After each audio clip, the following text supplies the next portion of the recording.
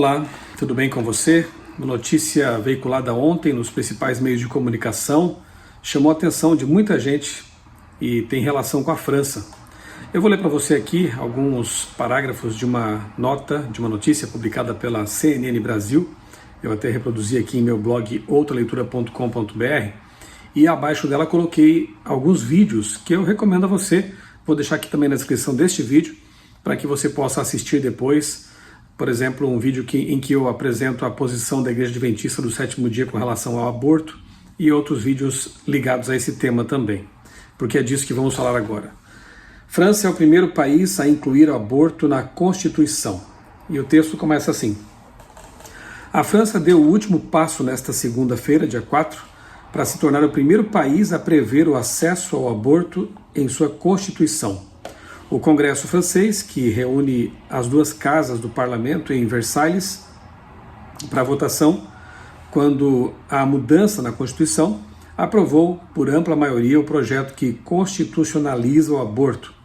Dos 852 deputados e senadores reunidos, 780 votaram a favor e apenas 72 contra. Após a promulgação pelo presidente francês, o que deve acontecer na sexta-feira, Dia da Mulher, o artigo 34º da Constituição Francesa passará a prever a liberdade garantida de a mulher de recorrer ao direito à interrupção voluntária da gravidez. A decisão, considerada histórica por movimentos feministas e partidários e partidos de esquerda, é uma construção de séculos. E aqui vem trazendo então alguma coisa da história da França, por que essa lei, essa previsão constitucional foi aprovada lá. Isso já vem sendo trabalhado há algum tempo, né? Mas eu quero adiantar aqui e ler para você uns trechos que me chamaram a atenção nessa notícia. Desde então, a lei veio inicialmente bastante restritiva, passou por várias mudanças. A mais recente, de 2022, passou a permitir abortos até a 14ª semana de gravidez, financiados pelo sistema de seguridade social, sem necessidade de justificativas. Esse é o ponto, né? Então, a mulher, a grávida, pode chegar ali a um hospital, não precisa justificar o que aconteceu. Se é um caso de, por exemplo, anencefalia, alguma doença que pode colocar em risco a vida da mãe e do bebê, se é caso de estupro, enfim, não precisa haver nenhuma justificativa, chega ao hospital, pede o aborto e ali é concedido, né? A gente chama de aborto indiscriminado. As mudanças levaram a França a ser considerada um dos países que mais apoiam o acesso ao aborto no mundo.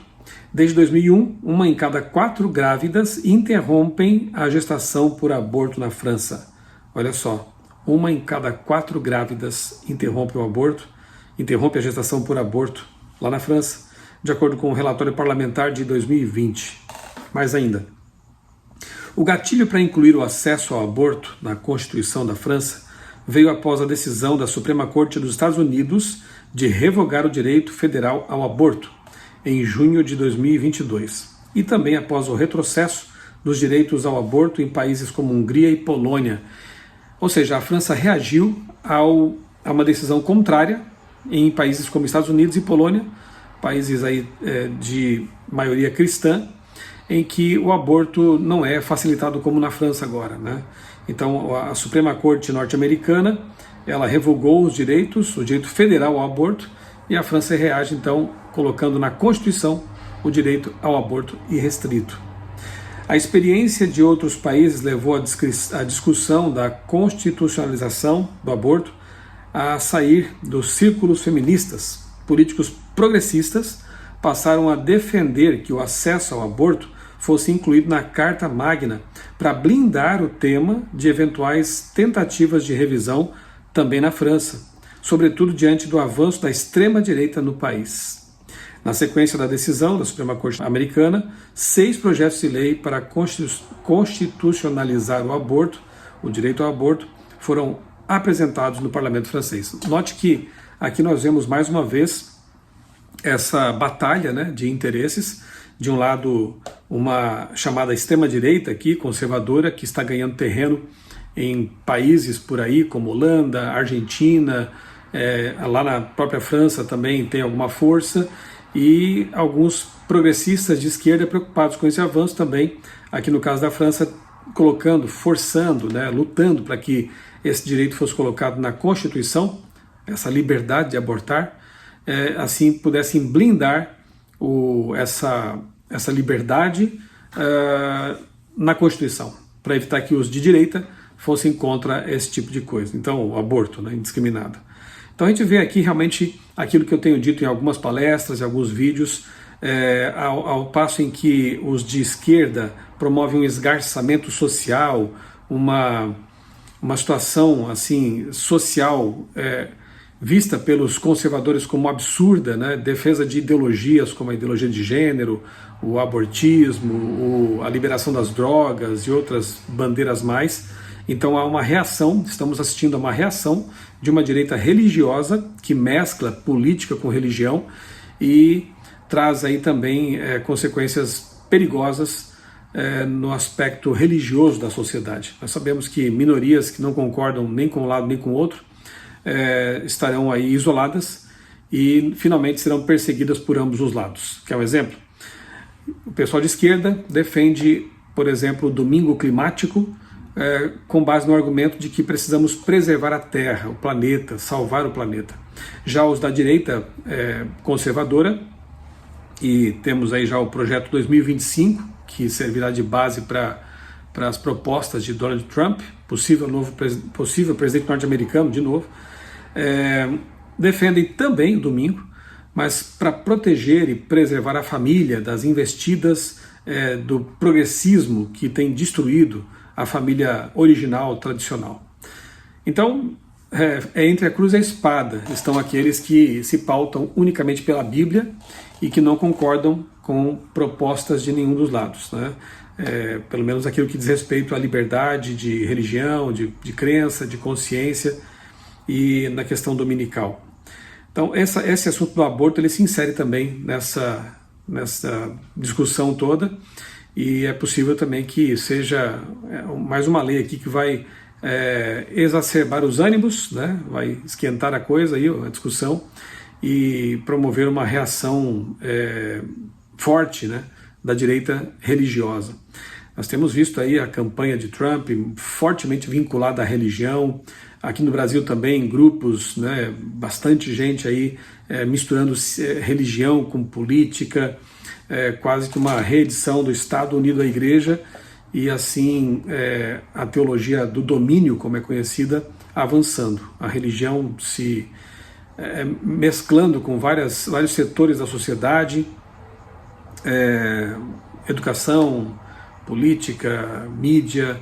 Ambos os lados fazem isso, na verdade, né? Desde Gramsci, a esquerda já entendeu que é preciso controlar os meios de comunicação, as escolas, as universidades, e o pessoal da teologia do domínio tem uma espécie de gramscismo à direita, né? Tem essa mesma ideia, esse mesmo projeto de domínio, e a gente vê então essas questões aí como aborto, drogas e outras, como eu disse, acirrando os ânimos. Sabemos bem onde isso tudo vai dar, né? Onde isso tudo vai dar. Chamar a sua atenção nesse vídeo para o fato de que a França, ela já tem uma história, né? Marcada aqui no Apocalipse, capítulo 11, eu vou ler alguns trechos aqui desse capítulo. Eu tenho aqui no meu canal alguns vídeos já em que eu trabalhei o tema da besta do abismo, Apocalipse 11, você pode procurar no buscador aí. Tem uma série até, inclusive, com o nome, o título de Therion, com TH, Therion, quer dizer besta, né, em grego, animal, besta, monstro. Nessa série de 8, 9 temas, eu abordei em detalhes a atuação das 3 bestas do Apocalipse. A besta do mar, que é identificada profeticamente com o papado, a besta da terra, que é identificada com os Estados Unidos da América, finalmente será aí o protestantismo apostatado, né? E a besta do abismo de Apocalipse 11, que é identificada com a França revolucionária. Curiosamente, a França foi o primeiro estado, o primeiro país a decretar em Assembleia Legislativa, veja só, já tem aí precedentes, né? Que não há Deus. Deus não existe. Uma atitude muito semelhante à do faraó quando disse para Moisés: quem é esse Deus? Não reconheço esse Deus. Então a França revolucionária teve uma atitude ateia, declarada em Assembleia Legislativa: não há Deus. Colocam lá na Catedral de Notre Dame, entronizam lá uma prostituta como deusa da razão. Enfim, e conhecemos os resultados de tudo isso. Não estou aqui me detendo na questão política da Revolução Francesa, mas nas nefastas consequências religiosas que esse movimento teve. Aqui no capítulo 11 a gente vê o seguinte, eu vou ler alguns versos para você. Diz assim: foi-me dado um caniço semelhante a uma vara, e também me foi dito: levante-se e vá medir o santuário de Deus, o altar e os que adoram no santuário. Mas deixe de lado o átrio exterior do santuário e não o meça, porque esse átrio foi dado aos gentios, que por 42 meses pisarão a cidade santa. São lá os 1260 anos, né, de perseguição papal contra os cristãos de verdade. Darei autoridade às minhas 2 testemunhas, que profetizem durante 1260 dias, vestidas de pano de saco. É o mesmo período, quando a igreja romana estava perseguindo o povo de Deus, por 1260 anos, as 2 testemunhas, já vou falar um pouquinho delas daqui a pouco, essas 2 testemunhas tiveram que profetizar em estado de luto, de humilhação, que é o simbolismo da vestimenta de pano de saco, né? É o mesmo período, 1260 dias proféticos, são 1260 anos. Então temos aqui as 2 testemunhas, que no verso 4 também são as 2 oliveiras, os 2 candelabros, que estão em pé diante do Senhor da terra. Estudiosos das profecias identificam essas 2 testemunhas, 2 candelabros, 2 lâmpadas, portanto, né? Lâmpada para os meus pés é a tua palavra, e luz para o meu caminho, como sendo a Bíblia. 2 testemunhas, o Antigo e o Novo Testamentos, né? Que profetizaram no sentido de que foram pregados, anunciados por seus representantes, pregadores, de forma muito difícil nesse período de supremacia papal. Quem pregasse a Bíblia, de fato, era preso, até morto, condenado. Se alguém pretende causar-lhes dano, da boca dessas testemunhas sai fogo e devora os inimigos. Sim, se alguém pretende causar-lhes dano, certamente deve morrer. Elas têm autoridade para fechar o céu, para que não chova durante os dias em que profetizarem. Têm autoridade também sobre as águas, para transformá-las em sangue, bem como para ferir a terra, com todo tipo de flagelos, tantas vezes quantas quiserem. Nós temos aqui uma referência bem clara aos profetas e a Moisés, né? O profeta Elias, que orou e o céu fechou-se, né, e não houve chuva. E temos aqui a água transformada em sangue, pragas, uma alusão direta às pragas do Egito, ali protagonizadas por Moisés. Então nós temos aqui Moisés, né, a lei, e os profetas representados aqui, mais uma confirmação de que essas testemunhas de fato são a Bíblia Sagrada. Quando tiverem então concluído o testemunho que devem dar, a besta, as testemunhas, né, quando tiverem concluído o testemunho que devem dar, a besta que surge do abismo fará guerra contra elas. Então a besta do abismo guerreando contra a Bíblia. A besta vencerá e matará as testemunhas, e os seus cadáveres ficarão estirados na praça da grande cidade, que espiritualmente se chama Sodoma e Egito. Olha que interessante, então essa besta do abismo persegue a palavra de Deus, as testemunhas, por um tempo ela as mata, destrói, vence, e essa besta, ela é identificada com Sodoma e Egito. Interessante isso, né? Sodoma, obviamente, não existia mais aqui nesse momento, e Egito também não era mais um império, aqui no Apocalipse, né? No tempo em que isso foi escrito, mas Sodoma aqui representa, obviamente, a perversão sexual, a promiscuidade, enfim. E Egito, o ateísmo. Justamente Egito, quando a gente lê lá em Êxodo 3, 4, se eu não me engano, o faraó se insurgindo, né? E dizendo: quem é esse Deus? Eu não reconheço esse Deus. Então, o Egito, símbolo antigo do ateísmo, e aqui nós vemos então uma outra cidade espiritualmente identificada, ou simbolicamente identificada com Sodoma e Egito. Licenciosidade, perversão e ateísmo. Interessante que essas características se encaixam muito bem na França revolucionária. O casamento, né, durante esse período, era tido como um contrato provisório. As pessoas se juntavam e, se desse certo, continuavam, se não, partiam para outra. O casamento bíblico original foi atacado em suas bases. E o ateísmo, como eu disse, foi promulgado em assembleia, e ali Deus foi negado abertamente, a Bíblia foi perseguida, a semana de 7 dias foi mudada para 10 dias, Eles tentaram assim eliminar qualquer traço, qualquer vestígio de Bíblia, de história bíblica. Claro que não conseguiram, tiveram que voltar atrás depois. Eu já falei sobre isso também aqui em alguns momentos, sobre o ciclo circaseptano. O ser humano, a vida, foi projetada para funcionar em ciclos de 7 dias.